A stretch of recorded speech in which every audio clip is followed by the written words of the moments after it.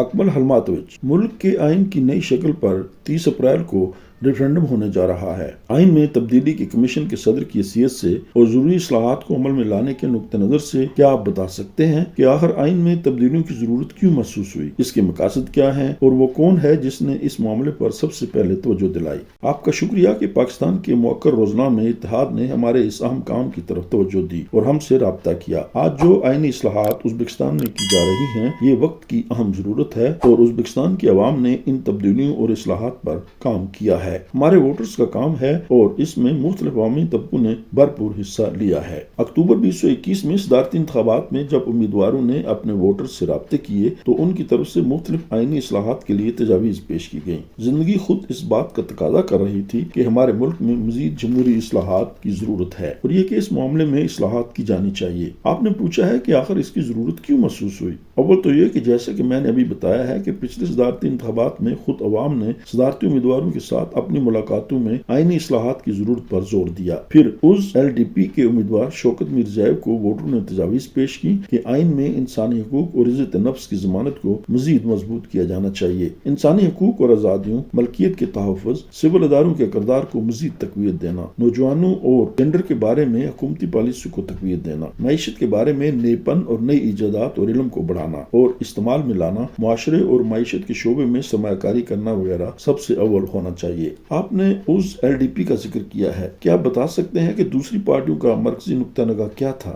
جی بالکل، دوسری پارٹیوں نے بھی جب ووٹروں سے ملاقاتیں کی تو ان کا نچوڑ پیش کیا۔ مثلا ڈیموکریٹک پارٹی ملی تکلانش نے قومی روایات اور تشخص کو تقویت دینے اور اجاگر کرنے کی ضرورت پر زور دیا، آئینی اکائیوں کے اشتراک کے تحفظ اور انہیں نمایاں کرنے پر زور دیا۔ عدالت پارٹی نے عدالتوں اور انصاف کے اداروں کو آزاد کرنے اور مضبوط بنانے کی بات کی، قوانین کو زیادہ انصاف مہیا کرنے کے کردار میں اہم ہونا چاہیے، رشوت کے خلاف جنگ کرنے اور انسانی حقوق کو زیادہ طاقت دینے کی حمایت کی، آئین کو بالاتر بنایا جانا چاہیے۔ NDPU پارٹی نے آبادی کے کمزور طبقے کی سماجی آزادیوں کو وسیع کرنا اور انہیں سماجی تحفظ مہیا کرنے کی وکالت کی، خاص طور پر معذور افراد کی مدد کی جانی چاہیے، سماجی آزادیوں پر مبنی حکومت قائم ہونا چاہیے۔ ایکو پارٹی نے سبز انقلاب کی بات کی، ملک میں سبز حیثیت اور معیشت رائج کرنے کی کوشش کرنی چاہیے، ماحول کو اگلی نسل اور موجودہ نسل کے لیے فائدہ مند اور مناسب بنانا چاہیے، ماحولیاتی غیر مناسب علاقوں کو ماحول کو بہتر بنانا چاہیے۔ سب سے بڑھ کر یہ کہ وہ نکات جو کہ میں نے بتائے ہیں، ملک کے اساتذہ، بزنس مینوں، کسانوں، معاشرے کے سول اداروں کے نمائندوں، کلچر و ثقافت کے اہم مراکز کے نمائندوں نے خود باعث ووٹرز ان تجاویز کو پیش کیا۔ یہ بتانا ضروری ہے کہ انتخابات کے موقع پر ووٹروں کا اتنا زیادہ دلچسپی لینا یہ ظاہر کرتا ہے کہ وہ ہمارے ملک کے صدر کی جمہوری اصلاحات کی حمایت کرتے ہیں اور پھر یہ کہ وہ ان کے نتائج بھی دیکھنا چاہتے ہیں۔ وہ اسٹریٹجیکل انداز کا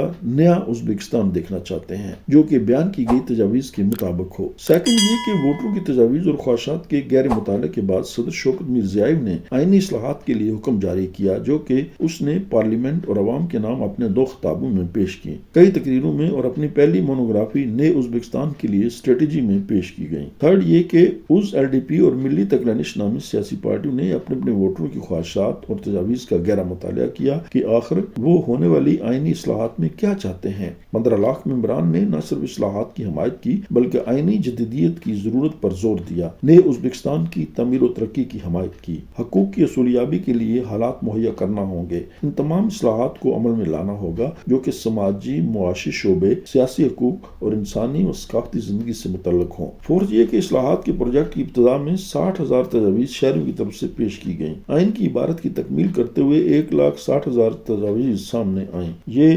1992 میں ہونے والی قومی بحث کے مقابلے میں 37 گنا زیادہ تھا۔ ان تجاویز میں سے 56% مردوں، 40% عورتوں جبکہ 4% بے نامی تجاویز سامنے آئیں۔ اوورسیز ہم وطنوں سے ملنے والی تجاویز کا بھی گہرا مطالعہ کیا گیا اور انہیں بھی آئینی اصلاحات میں شامل کیا گیا۔ جناب سعیدوف صاحب، ازبکستان میں ہونے والی آئینی اصلاحات کو عالمی آئینی ترقی میں کس طرح دیکھا جا رہا ہے؟ یہ کہنا ضروری ہے کہ عالمی ماہرین ملک کے مختلف مراکز، عالمی علاقائی قراردادوں نیز 500 سے زیادہ عالمی کنونشنز کو سامنے رکھتے ہوئے ان پر کام کیا گیا۔ اقوام متحدہ، شنگھائی تعاون تنظیم، OSCE، EC اور دیگر عالمی تنظیموں کے کام کا جائزہ لیا گیا۔ 190 ممالک کے آئین و قوانین کا مطالعہ کیا گیا، 10 بنیادی دستاویزات تیار کی گئیں۔ SCO ممالک کے آئین، عالمی آئین، آئینی اصلاحات اصلاحات، یہ سب دنیا بھر کے آئین و قوانین کا تجربہ ہے۔ دنیا میں جدیدیت کے رخ کے حوالے سے مطالعہ اور ظاہر کرتا ہے آج دنیا کا آئینی نقشہ 500 آئینوں پر مشتمل ہے۔ 300 سے زیادہ علاقائی اکائیوں میں روبہ عمل ہے۔ دنیا میں کوئی بھی آئین ایسا نہیں جو کہ اپنی ابتدائی شکل میں موجود ہو۔ وقت کی ضرورت اور عوامی امنگوں کے مطابق مختلف آئینوں میں تبدیلیاں کی جاتی رہیں۔ مثلا امریکہ کے آئین میں 27 بار، ناروے کے آئین میں 200 دفعہ، ہالینڈ میں 24 دفعہ تبدیلیاں کی گئیں۔ پچھلے 30 سالوں میں 150 ممالک میں کامیابی سے آئینی اصلاحات کی گئیں۔ 60 نئے آئین بنائے گئے۔ ان ممالک میں جہاں اکثر اوقات آئینی اصلاحات کی گئیں، ایسے ممالک شامل ہیں جیسے کہ میکسیکو،